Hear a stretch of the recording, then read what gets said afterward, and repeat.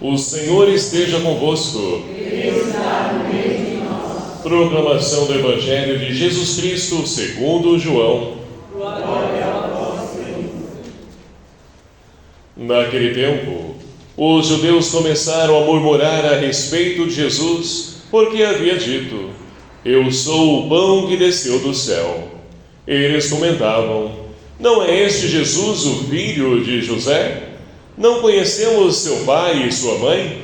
Como então pode dizer que desceu do céu? Jesus respondeu: Não murmureis entre vós. Ninguém pode vir a mim se o Pai que me enviou não o atrai. E eu o ressuscitarei no último dia. Está escrito nos profetas: todos serão discípulos de Deus. Ora, todo aquele que escutou o Pai e por ele foi instruído, vem a mim. Não que alguém já tenha visto o Pai, só aquele que vem de junto de Deus viu o Pai. Em verdade vos digo, quem crê possui a vida eterna. Eu sou o pão da vida. Os vossos pais comeram maná no deserto e, no entanto, morreram. Eis aqui o pão que desce do céu. Quem dele comer nunca morrerá. Eu sou o pão vivo descido do céu. Quem comer deste pão viverá eternamente, e o pão que eu darei é a minha carne dada para a vida do mundo. Palavra da salvação. Glória a vós, Senhor. Queridos irmãos e irmãs, louvado seja o nome do nosso Senhor Jesus Cristo. Para sempre seja louvado. E é com grande alegria que nós então chegamos ao segundo domingo do mês de agosto. Mês de agosto, um mês diferenciado, porque é um mês onde então nós vamos ouvir e refletir um pouco sobre as vocações da igreja. Como então dizia, na semana passada, vocação vem do latim vocare, significa chamado. Todos nós somos chamados para poder então dar a nossa contribuição, na construção do reino de Deus. Não importa a forma, a maneira, Deus então ele nos capacita, nos prepara, e aquele que ouve o chamado se coloca então a servir, porque nós vamos entender que a nossa vida tem sentido quando nós então buscamos fazer e viver aquilo que Deus convida, chama cada um de nós. Isso nos preenche e nos enriquece. Domingo passado nós celebrávamos então os ministérios ordenados, ou seja, diácono, padre, bispo, aqueles que através do sacramento da ordem disseram sim a esse chamado, essa vocação, e buscam semear a palavra de Deus, ser sinal do amor de Deus para o mundo.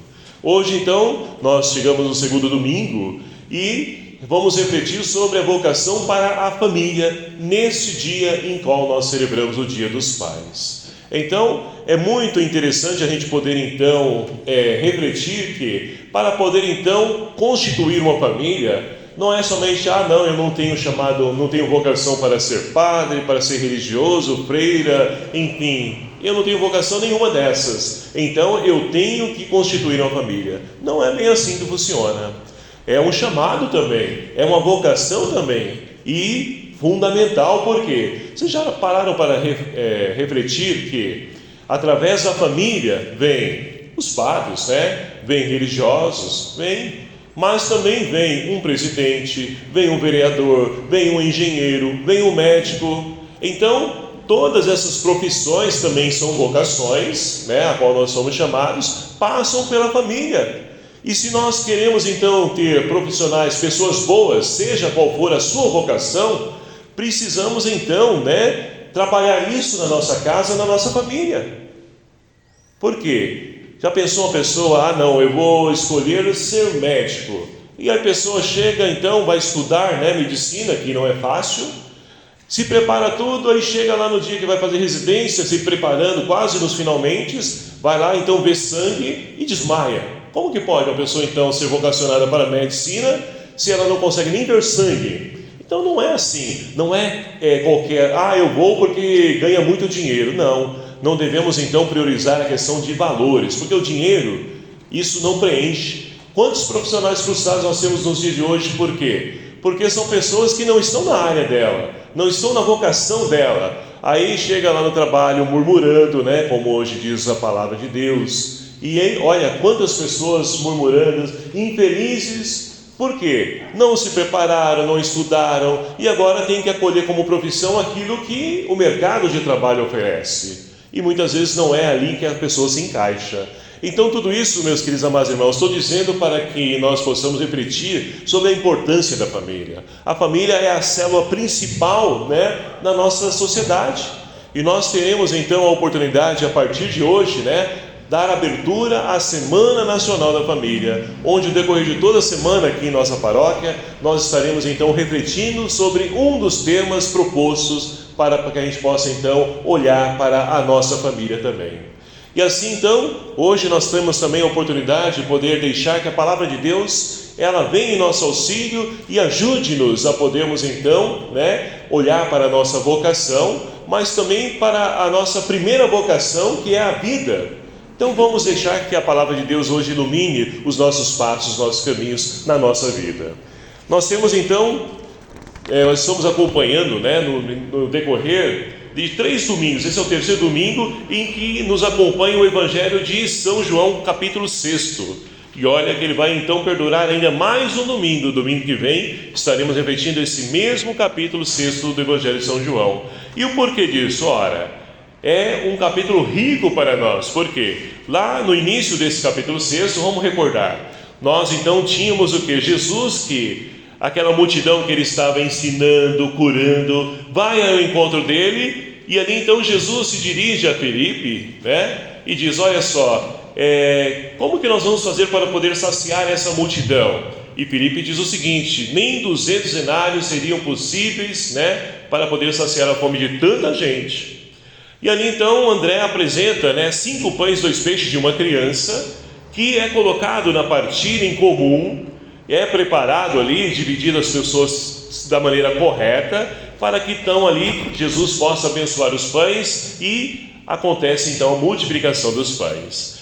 E aí então, no domingo passado, nós tínhamos essa mesma multidão que fora alimentada por Jesus, foram ao encontro dele, mas chegaram lá e não encontraram Jesus. E aí então começaram a perguntar, você viu Jesus por aí? Aí alguém com certeza disse, porque sempre tem alguém que vê, E disse o seguinte, olha só, eu acho que ele foi para Cafarnaum. E ali então pegaram o barco e saíram correndo ao encontro de Jesus. Mas por que eles foram ao encontro de Jesus? Ora, quando chegaram lá diante de Jesus, Jesus disse para eles, vocês vieram aqui não porque viram os sinais, mas porque alimentaram, encheram a sua barriga, estão saciados, e vocês querem então que eu sacie a fome de vocês, que eu seja a facilidade para as suas vidas, ou seja, que eu dê o pão para vocês, vocês não precisam nem trabalhar, fazer nada, simplesmente comem do pão que eu der.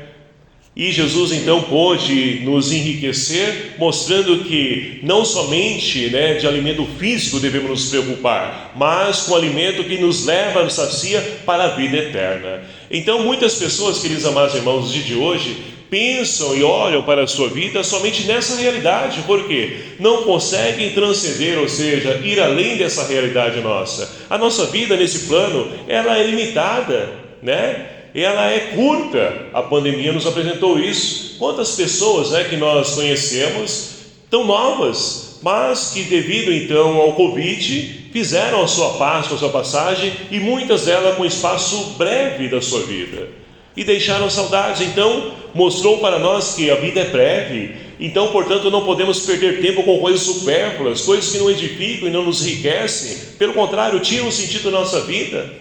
Quantas pessoas que nós conhecemos que nós gostaríamos que estivesse aqui hoje, e com certeza se perguntasse aqui, uma delas seriam os nossos pais, mas que com certeza passaram entre nós, deixaram marcas do amor que está em nós, ajudaram a formar a nossa personalidade, e aqui estamos, e agora já fizeram a sua Páscoa, já percorreram o seu caminho nessa vida, e com certeza a nossa fé nos leva a crer que estão diante de Deus, ou seja, para que nós possamos então encontrar sentido para a nossa vida, é preciso lançar o olhar para uma realidade, não somente nesse plano a qual nós estamos vivenciando, mas uma realidade pós-vida, que é a vida em Deus. E é isso que Jesus então nos convida a podermos também enxergar hoje, para a nossa realidade. Muitas pessoas então por isso que acabam com suas vidas, final de semana, bebedeira, farra, prazeres do mundo, e chegam no outro dia, estão mais perdidas dentro de si. Por quê? Aquilo não preenche, a pessoa não se encontra. Só nos encontramos de fato quando nós encontramos com Deus. É Ele que dá sentido à nossa vida. Olha só que os judeus no Evangelho de hoje não conseguiram também olhar além dessa realidade. Porque olha só o que o Evangelho de hoje nos diz. Os judeus começaram a murmurar. Olha só, ainda bem que essa murmuração ficou presa no passado. Hoje em dia ninguém murmura, Não encontramos ninguém murmurando por aí. E muito, Como pode uma humanidade tão que trabalha tanto com essa questão de murmuração e sem entender que a murmuração é um louvor a quem? Não a Deus, É do adversário de Deus, do maligno. E não podemos então murmurar. Pelo contrário, agradecer, por pior que seja a situação que estejamos vivenciando, devemos agradecer porque temos a oportunidade de recomeçar, de fazer diferente, de mudar, de acertar a nossa vida. Mas olha só, eles murmuravam lá naquele tempo. E aí então começaram a dizer a respeito de Jesus, porque Jesus disse: eu sou o pão que desceu do céu. Eles dizem: mas espera aí, esse cara deve estar doido. Como que ele é o pão do céu, se nós então conhecemos seu pai, conhecemos sua mãe? Como que ele pode dizer que é o pão que veio do céu? Não tem sentido isso, não encaixa isso. Ou seja, não conseguiam enxergar além da realidade física. Então, queridos amados irmãos, para que nós possamos enxergar as coisas de Deus, é preciso então usar o óculos da fé, as lentes da fé. É ali que nós vamos enxergar além dessa realidade. Esse acidente então, com a família que tinham ali algum parente naquele voo, 62 pessoas, Imagine hoje o Dia dos Pais, como vão celebrar. Não teriam motivo se não for de fato a estrutura, uma fé em Deus. Elas param, porque o mundo hoje, se a pessoa não tem essa estrutura, se não tem essa questão de Deus como centro da sua família, a família desaba. É aquele então Evangelho de São Mateus, que diz: nem todo aquele que diz Senhor, Senhor entrará no reino do céu, mas aquele que constrói a casa sobre a rocha. E a rocha, queridos amados irmãos, é Deus. Ele é o alicerce que estrutura a família. E quantas famílias de hoje desestruturadas, porque não tem Deus no centro. E olha, eu não sou engenheiro e nem pedreiro, muito menos pedreiro, mas a gente conhece, sabe que se a casa não tiver uma estrutura boa, vai bater um vento e vai cair a casa, e a ruína é completa. Então nossa casa, nossa família deve estar ali, com seu alicerce ser Deus, para que nós possamos então ter uma casa estruturada, porque problemas, dificuldades todos nós passamos. Mas quando nós temos então a nossa casa alicerçada em Deus, o vento passa, sopra e a casa fica de pé, porque ela está alicerçada sobre a rocha que é Deus, e ninguém nada pode então derrubar, abalar. E assim então os judeus no tempo de Jesus não entenderam isso. Hoje também as pessoas não entendem, não conseguem enxergar além dessa realidade. E olha só, então começam a murmurar, e Jesus diz o seguinte: não murmureis entre vós, ninguém pode vir a mim. Ou seja, todos aqueles que estão vindo ao meu encontro foi porque o Pai chamou, o Pai preparou, porque as pessoas buscam sentido para a sua vida e encontraram em mim esse sentido, estão vindo até mim, porque encontraram aquele que dá sentido à sua existência. E assim então, Jesus continua dizendo o seguinte: o Pai então, Ele atrai, e todos então, como diz as Escrituras, os profetas, todos serão discípulos de Deus. Então, queridos amados irmãos, nós então quando nos encontramos com Deus, nós encontramos o sentido da nossa vida, nós aprendemos que a nossa vida tem um para quê, e nós buscamos esforçar para viver esse para quê. Agora, é fácil viver e buscar fazer a vontade de Deus? Não é fácil, é difícil. E aí nós podemos então fazer aqui um parênteses e ir para a primeira leitura de hoje, Livro dos Reis, Por quê? Narra para nós aqui um profeta, um dos maiores profetas do Antigo Testamento, chamado Elias. E olha só que interessante, essa primeira leitura. Elias então, ele entrou no deserto adentro e caminhou o dia todo.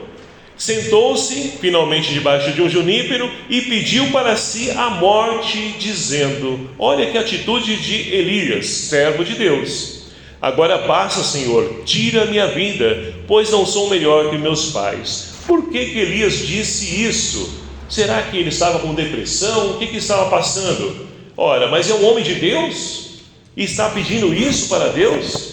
Vamos entender então essa primeira leitura. Elias então é tido como um dos maiores profetas, realmente o foi, né?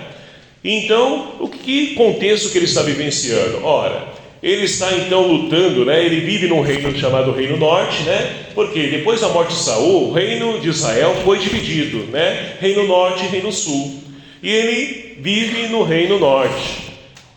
E ali então, olha só que interessante, chamado como Samaria, né? Conhecido na palavra de Deus como Samaria. E ele então habita, né, nessa região norte, e o rei que então governava esse Reino Norte não era o rei da descendência de Davi. Portanto, eram reis, né, pagãos, e muitos desse rei, um deles em específico, chamado Acabe, que tinha como esposa Jezabel, ele então começou a fazer aliança com os povos vizinhos. E dentro dessas alianças veio no pacote o quê? A questão também, né, na fé de outros deuses, em específico um deus chamado Baal. Então o reino de Baal está também ali competindo contra Javé. E Elias, ele defende com unhas e dentes, né, essa fé no Deus Javé, que é o Deus que libertou o povo no Egito, o Deus que então fez o povo fazer a sua Páscoa, né? Então ele defende com unhas e dentes. Mas olha só, o rei Acabe e a rainha Jezabel, eles então juraram Elias de morte, porque Elias fez então morrer 400 sacerdotes de Baal naquela. E a gente então deve aprofundar a palavra de Deus, principalmente esse livro dos reis. E a gente lendo esse livro, a gente vai ver que Elias desafiou, né, os sacerdotes de Baal naquela questão, né, se Baal existe realmente, venha, ponha fogo, enfim, não vou detalhar esse fato, né? Mas enfim, não aconteceu. Ele então pediu a Javé veio e queimou ali todos os holocaustos ali apresentados, mostrando que ele é um Deus da vida, é um Deus vivo e um Deus presente. E aquilo então fez levantar essa ira, né, de Acabe e Jezabel, que juraram Elias de morte. E Elias está fugindo. Então esse é o contexto dessa primeira leitura. Elias fugindo. E olha só, imagina uma pessoa fugindo, não tem mais tranquilidade, não tem mais paz. E ainda olha só onde ele foi fugir: deserto. O deserto, a gente geograficamente, muitos de nós não conhecemos, né? Mas olhando a gente sabe que é um lugar onde não tem alimento, não tem água, não tem ali conforto, comodidade, não tem lugar acolhedor. É um lugar de dificuldade. Mas na palavra de Deus, deserto não quer dizer para nós o espaço geográfico. O deserto na nossa vida, né, também, assim como a palavra de Deus, é um lugar de encontro com Deus. É um lugar onde então nós vamos fazer uma reflexão, vamos parar na nossa vida para poder rever as nossas atitudes, nossos fatos. E ali então Elias entrou nesse sentido porque ele está se sentindo cansado. Ele então disse: olha, eu acho que eu errei, eu não fui fiel a Deus. Senhor, faz o seguinte, tira a minha vida, acaba com isso logo uma vez. Mas olha só que interessante, o nosso Deus é um Deus da vida e não um Deus da morte. Muitas pessoas, infelizmente, né, até brigam com Deus porque partiu algum ente querido, perderam alguém, perderam um pai que foi ali levado de uma forma que até hoje a pessoa não conseguiu compreender. Mas muitas vezes não é preciso compreender, é preciso acreditar que Deus fez o melhor para a pessoa, porque o nosso Deus é esse Deus da vida. Então Elias, ele pediu isso para ele, mas olha só o que Deus fez com ele. Ele deitou-se então no chão, e olha só que apareceu, né? Tocou um anjo, né? Apareceu um anjo, tocou em Elias, disse: levanta-te e come. Então, queridos amados irmãos, na nossa vida também não é diferente. Nós percorremos também o deserto da existência, com as nossas lutas, dificuldades, com a perseguição que também, né, Elias passou, nós também passamos, quando nós propomos então a viver esses caminhos do Senhor, a trilhar esses caminhos do Senhor, a viver a sua vocação. Não é fácil. Constituir família nos dias de hoje é fácil? Não é. Parece que está pior ainda, porque a questão da informática, as mídias sociais, parece que tudo aquilo que você fala as mídias sociais, ou seja, os grupos de amizades dos nossos filhos, fala tudo ao contrário, destrói tudo aquilo, né? Ferem aqueles valores que nós apresentamos, e aí vão se afastando dos valores que realmente dá sentido à vida do ser humano e se perdem na existência. Quantos jovens nos dias de hoje estão perdidos? E muitos jovens tentam até mesmo tirar a sua vida. Cresce cada vez mais o número disso, porque muitas vezes falha de nós enquanto pais, que não acompanhamos, não estamos presentes, porque achamos que dar ao filho, educar os filhos, é somente dar um iPhone, um iPad, um não sei o quê, e não é isso. O que de fato os filhos precisam é de amor, atenção, carinho. É isso que vale a pena, é isso que nós guardamos nossos pais, não é? É isso. Então, é essa riqueza que nós devemos então oferecer para os nossos filhos, mas não é fácil, porque nós encontramos perseguição, encontramos adversários, e muitas vezes nós também temos vontade de fazer como Elias: Senhor, tira a minha vida, chega, não aguento mais isso.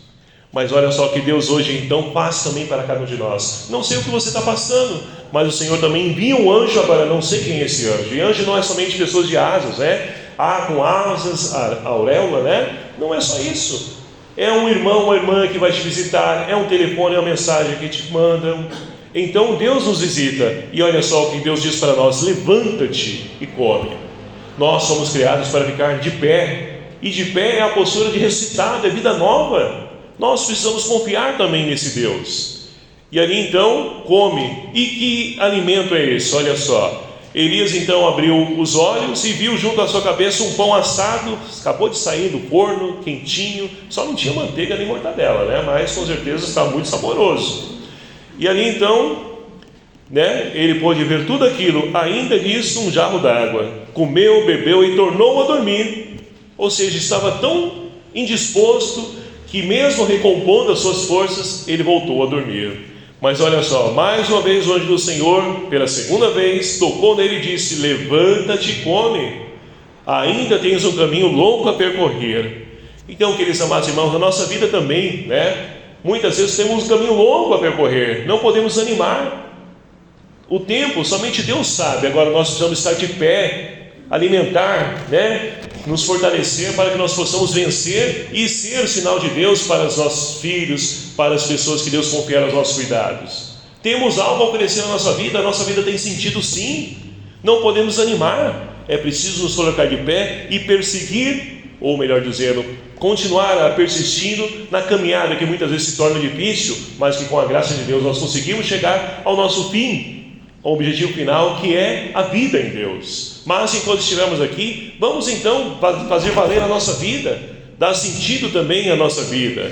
E tudo isso é possível se nós nos alimentarmos desse Deus. E aí nós vamos entender o que Jesus diz no Evangelho de hoje. Olha só, mas antes disso, né, o salmista nos convida também a fazer essa experiência. Provai e vede quão suave é o Senhor. Deus é o nosso alimento, é Ele que nos fortalece, não o alimento físico. O alimento físico, né? Você então vai na padaria, você pede ali no aplicativo delivery, alimenta a sua fome física, mas aquilo que a nossa alma, aquilo que o nosso psicológico necessita, somente Deus pode nos oferecer. Então, e é suave, é gostoso, e nós então queremos saciar essa fome constantemente quando nós de fato nos encontramos com esse Deus. E aí podemos voltar então agora sim para o Evangelho de hoje. E Jesus continua dizendo, olha só: eu sou o pão vivo descido do céu. Então Jesus é esse pão que já prefigurava lá na primeira leitura, né, do profeta Elias. É esse pão de Deus que veio alimentar e continua a vir a saciar a nossa fome. Mas, torna a repetir, não somente a nossa fome física, mas a fome por justiça, fome de amor que a humanidade tanto necessita, somente Deus pode nos saciar. Mas para podermos então entender esse pão descido do céu, não há, cientificamente falando, né, como comprovar isso. É mistério da fé. É a Eucaristia que nós então nos alimentamos dela, que nos servimos dela. É Deus que se entregou lá na última ceia como pão descido do céu para saciar a nossa fome, essa fome que todos nós temos, e é nele que nós encontramos força para poder continuar persistindo na nossa caminhada tão difícil na nossa existência. Mas quando nós nos alimentamos, nós continuamos, e alimentados de Deus, nós vamos também nos conformando, né, a nossa vida com esse Deus. é aquilo que Paulo diz na segunda leitura de hoje. Nós temos então a carta de Paulo aos Efésios, que vai dizer o seguinte: não contristeis o Espírito Santo. O que é isso? O que Paulo está dizendo para a sua comunidade, para nós hoje? Olha só, não entristeça o Espírito Santo. Se você então se encontrou com Cristo, se você então se alimenta do Cristo, deixe que Ele transforme a sua vida. Não seja uma pessoa de amargura, irritação, cólera, gritaria. Quanta gritaria nas nossas casas no dia de hoje. Quanta gritaria. E para quê? As pessoas escutam, Algumas parece que não, porque parece que um som de carro por aí de toda altura parece que é surdo, mas alguns em casa escutam, ouvem o que você fala. Para que gritaria, injúrias? Tudo isso deve desaparecer do nosso meio. Como nós vamos querer mudar a pessoa se nós mesmos não mudamos a nós? A gente não convence nem a gente, como eu vou convencer o outro? Então, quando nós alimentamos esse Cristo, nós precisamos conformar a nossa vida com Ele. É o que Paulo diz no finalzinho dessa segunda leitura, olha só. Ele vai dizer: sede imitadores de Deus, como o Filho te ama, vivei no amor, como Cristo nos amou e se entregou a si mesmo a Deus por nós, em oblação e sacrifício de suave odor.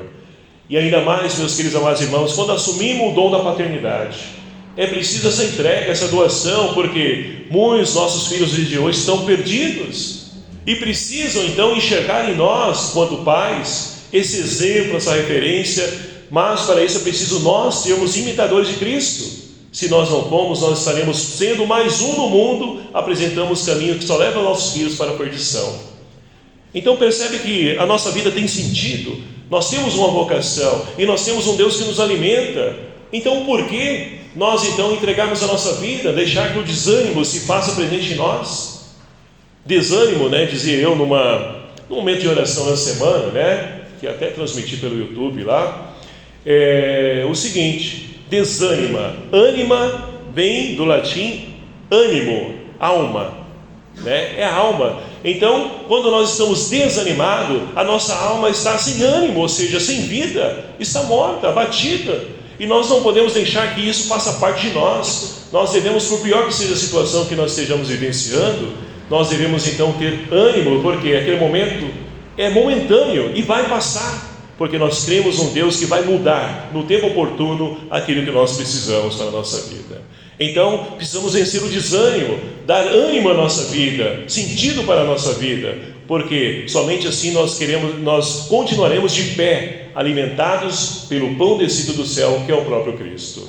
Portanto, queridos amados irmãos, peçamos então ao Senhor hoje que nos ajude a podermos também entrar no nosso deserto, olhar para a nossa vida, percorrer esse caminho, mas que Ele possa então enviar um anjo, se porventura o desânimo abater na nossa vida, para que, animados então, reconfortados com o pão descido do céu, que é o próprio Cristo, que nós possamos então ser pessoas dóceis, amáveis, ser sinal da ternura do amor de Deus para o mundo, e principalmente os pais, ser sinal do amor de Deus para os filhos. Porque xingar, criticar, todos fazem, mas é na casa que os filhos buscam refúgio, conforto, segurança, acolhida, e muitas vezes não encontram. Mas para isso precisamos então vencer tudo isso que muitas vezes faz parte da nossa vida: injúria, amargura, irritação, cólera. Que isso deva desaparecer de nossa casa e principalmente de nossas famílias, para que nós possamos então ser em tudo sinal visível do amor de Deus. E assim, com certeza, estaremos então fazendo na nossa família um lar, uma verdadeira e autêntica igreja doméstica. Que Maria Santíssima, nossa Mãe, interceda por nós e nos ajude a podermos então construir a vontade do